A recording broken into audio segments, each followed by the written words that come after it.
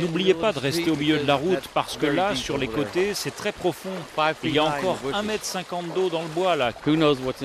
Qui sait ce qu'on peut trouver dans cette eau? Steve avance avec hésitation dans la rue où il a toujours vécu. Impatient de retrouver sa maison, il est parti à pied. La maison, je considère à ce moment précis qu'elle est totalement perdue. On a quasiment tout perdu. J'ai passé 30 ans dans cette maison, j'y ai construit une famille. Donc il y a des millions de souvenirs dans cette maison. Et ce qui nous intéresse là, tout de suite, c'est de sauver des vieilles photos. Ma fille est déjà dans la maison. Lorsque Clara voit son père avec de l'eau jusqu'à la taille, elle lui envoie depuis l'entrée de la maison un bateau pneumatique jaune. Clara qui est déjà en train de ranger les photos souvenirs dans le salon encore inondé. La famille de mon père a déjà vécu l'ouragan Katrina. Ils ont perdu toutes leurs photos.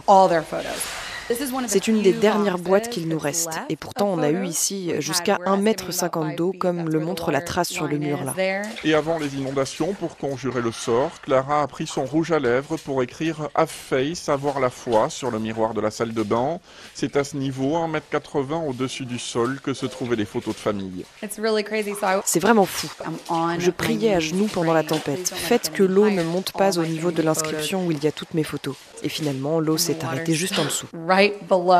Steve, son père, lui, n'arrive pas à sourire. Je ne pense pas que je vais reconstruire. C'est vraiment trop détruit. J'ai déjà été inondé 2 fois et je n'ai plus l'énergie. C'est très très triste. Et Steve de conclure, désormais il l'appelle la tempête du millénaire. En vivant ça, on est entré dans l'histoire.